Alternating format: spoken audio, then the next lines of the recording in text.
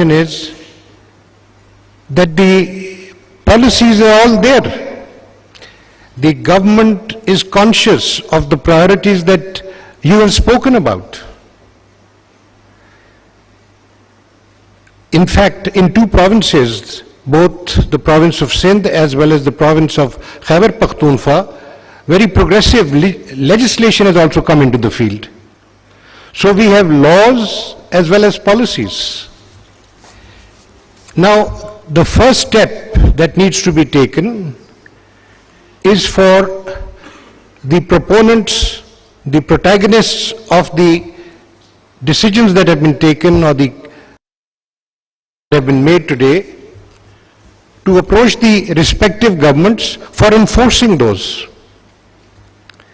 And supposing that enforcement is not forthcoming, that's when you go and approach the high courts. That's where the courts come in. Because the courts cannot make laws, they cannot make policies, but they can issue directions for enforcing laws as well as policies.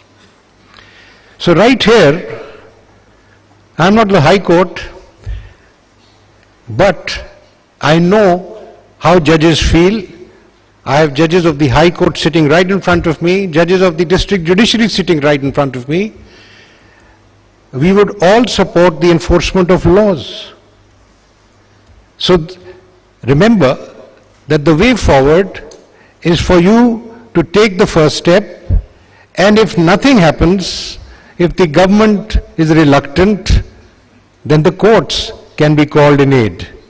This would be in enforcement of the fundamental right of women to life, to health, to education, to employment. They all stem, livelihood stems from the right to life. Health stems from the right to life. Education is an independent right. But higher education maybe is not a fundamental right, but it can be connected with the right to life. So the first observation as a judge that I make to you is that there is a window which you have opened in the last 2 days, and the window is to the enforcement of laws as well as policies of the government that promote the population management that we've all spoken about. Ultimately, all these recommendations that have been made and have been announced today, they promote the welfare of the society. It's all in public interest. I congratulate the extraordinary learning, expertise, and devotion of the speakers who came on stage and shared their thoughts with us. The participation by members of the judiciary, members of the bar, members of the public at large is deeply appreciated also, for sparing time on a weekend and from places far away in Balochistan, Khyber Pakhtunkhwa, Sindh, Gilgit-Baltistan, and even Kashmir to join us in these deliberations. All of us take back messages to our manzils, to our destinations. And those messages are that we have to support the women in our society, to empower them, to educate them, to allow them the freedom of choice in employment, in taking decisions, basic decisions. And I don't mean unilateral decisions. Invariably, inevitably, in families, the decisions are mutual decisions.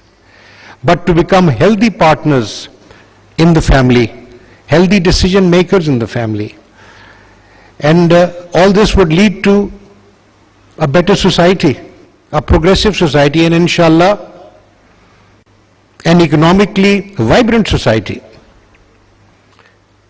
About manzil, there is an ayat from the Holy Quran. You must be thinking that why does this gentleman either start with or conclude with the Holy Quran? But there is this beautiful ayat from the Holy Quran. Bismillah ar-Rahman ar-Rahim. Rabbi anzalni munzilan mubarak ta khair al-munzilin. O my sustainer, cause me to reach a destination blessed by thee. For thou art the best to show man how to reach his true destination.